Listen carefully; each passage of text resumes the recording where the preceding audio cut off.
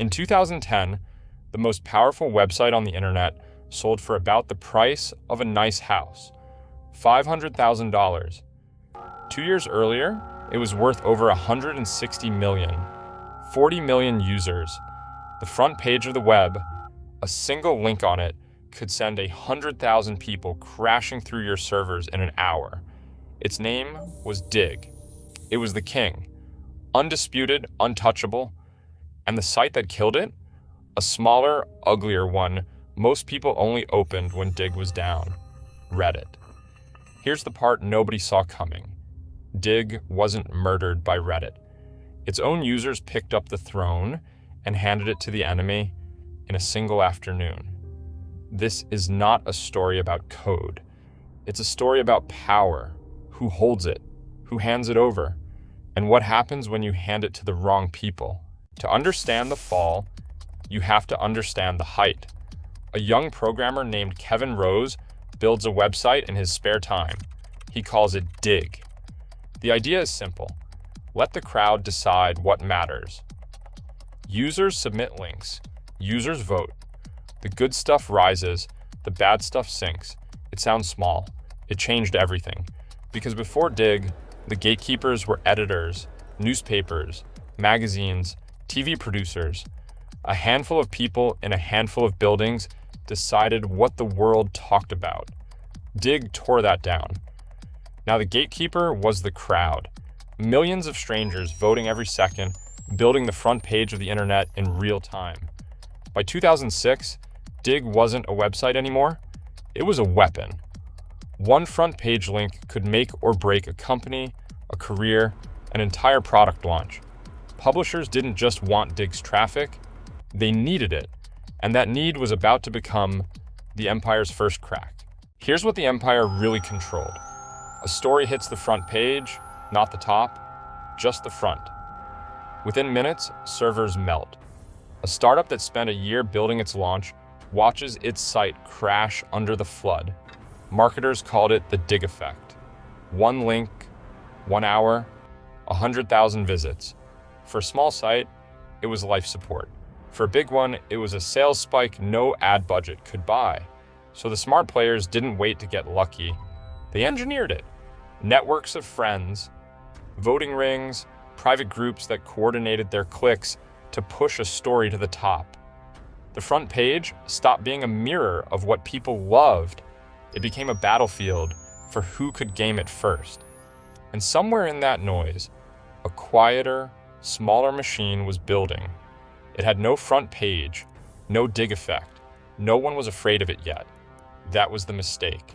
Two college kids named Steve Huffman and Alexis Ohanian built a site called Reddit. They pitch it to a new startup fund called Y Combinator. The fund says yes, almost nobody else does. Reddit is ugly, bare bones, confusing. It looks like a spreadsheet, not a website. Users post links. Users vote. Same idea as Digg, but underneath, the two sites were built on opposite philosophies, and that difference was invisible until it wasn't. Digg was one room, one crowd, one front page, controlled by whoever gamed it hardest. Reddit was a city of rooms, thousands of them, each one its own community, its own rules, its own people, gaming, politics, science. Whatever you cared about, there was a room for it. Digg gave the crowd a page. Reddit gave the crowd a home. It sounds small. It would decide the war. This is where the part of the story most people forget lives. By 2008, both sites had millions of users, but they had very different problems. Digg's power was concentrated. A small group of power users, maybe a few dozen, controlled most of what hit the front page. They had followings, they had clout, they had enemies. If you crossed the right power user, your story got buried, not by the crowd, by a click. Reddit's power was distributed. No single user could bury a story across the whole site. Every subreddit had its own moderators, its own community, its own identity. If one room turned toxic, people moved to another. Digg was a monarchy wearing the costume of a democracy. Reddit was 1,000 democracies, messy and alive. One of these systems was built to last. One was built to look good on a slide deck. And in 2010, Digg would have to choose which one it actually was. Before the fall, there was a warning. Digg ignored it. May 2007, someone posts the encryption key for HD DVD discs, a string of numbers and letters, the kind of thing the movie industry calls a trade secret and the internet calls free speech. The studios demand Digg take it down. Digg obeys, deletes the posts, bans the users, and the crowd, the same crowd that built Digg, turns on it. Within hours, users flood the site. They repost the key everywhere. Every story, every comment. The front page is nothing but that one forbidden string of numbers. Digg had a choice: delete the crowd or delete the key. It deleted the key. The lesson should have been obvious. You do not own the crowd. You borrow it. Digg wrote the lesson down, filed it, and forgot it.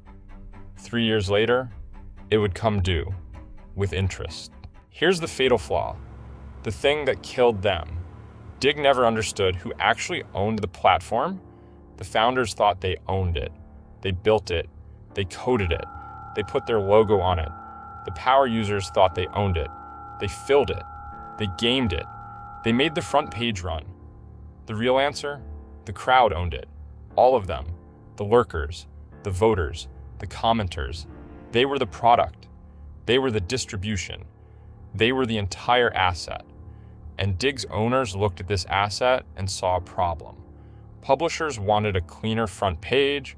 Advertisers wanted controlled, brand-safe content. Investors wanted scale, not chaos. So in 2010, Digg made the classic mistake of every empire at its peak. It stopped serving the people who built it and started serving the people who wanted to buy it. August 2010, Digg launches version 4, a redesign. On paper, it made sense. Cleaner, faster, publisher-friendly. Big media companies could now auto-submit their stories. The bury button, the crowd's veto, was gone. Power users lost their influence overnight. Digg called it evolution. The users called it something else, a takeover. Because now the front page wasn't chosen by the crowd at all. It was a feed curated from above. The same gatekeepers Digg was built to destroy were back in the building. The crowd had spent 6 years building a democracy, and in one afternoon, the founders told them the democracy was over. This was now a platform for publishers. The users weren't the citizens anymore. They were the inventory. That was it. That was the kill shot. The response was instant, and it was total. August 30th, 2010, days after the redesign, users revolt. But they don't riot. They don't write angry blog posts. They do something far more lethal. They stop fighting for the front page. They stop submitting Digg's content at all. Instead, they flood it with links from the one place they trust now, Reddit. Every top story, every front page slot, all of it points to Reddit. The King's Own army is now marching under the enemy's flag. And every click, every vote, every curious reader, they all follow the links. Digg built a machine that sends massive traffic to whatever the crowd chooses. And now the crowd chose Reddit. Digg didn't just lose the users. It handed them the empire's most powerful weapon. What happened next wasn't a migration. It was a stampede. Within weeks, Digg's traffic collapsed. By some estimates, it fell by more than a third in a single month. Users who spent years building reputations, followings, communities, they packed it all up and left. And Reddit was ready. Not because it was better at what Digg did, because it was built differently. On Reddit, the power users weren't fighting for one front page. They had their own communities, their own rules, their own kingdoms. When they arrived, they didn't have to start over. They just moved in. The rooms were already there, waiting. Digg had spent 6 years building a single, glittering throne room. Reddit had spent the same 6 years building 10,000 small houses. When the fire started, the throne room burned. The houses stood. The numbers tell the story cold. Digg is valued at over $160 million, 40 million registered users, the undisputed king of social news. 2 years later, the site sells. Not for $100 million, not for $10 million, for about $500,000. The front page of the internet, gone for the price of a nice house. Kevin Rose, the founder, the face, the boy wonder, steps down. He'd built an empire from his bedroom and watched it evaporate in a season. The site that once crashed servers now limped along, a ghost of a platform, sold piece by piece. Meanwhile, Reddit kept growing. It absorbed the refugees. It absorbed the traffic. It absorbed the title Digg once wore like a crown. The front page of the internet, the backup site took it and never gave it back. So what actually killed Digg? Not the redesign. That was just the trigger, not Reddit. Reddit didn't attack. It just existed. Digg died because it forgot one brutal truth. Power on the internet doesn't flow down from the top. It flows up from the bottom. It's borrowed. Every single day, from the people who choose to show up. Treat those people like inventory. Serve the advertisers instead of the community that built you, and you've already lost. You just don't know it yet. Reddit understood this in its bones. It gave people ownership, rooms, rules, identity. So when the storm came, the people didn't leave. They were never guests. They were home. The lesson isn't about algorithms or redesigns. It's this. You don't own your audience. You earn them every day. And the moment you stop earning them, they stop showing up. The empire fell in a season. The Insurgent became the front page of the internet. 2 sites, same idea, opposite philosophies. Digg gave the crowd a page. Reddit gave the crowd a home. That was the whole war. The only real question is, which one are you going to be? The empire that forgot who built it, or the insurgent that gave its people a home? And if you want more insane stories about business and history, make sure to subscribe and turn on notifications. You don't want to miss our next video. Thanks for watching.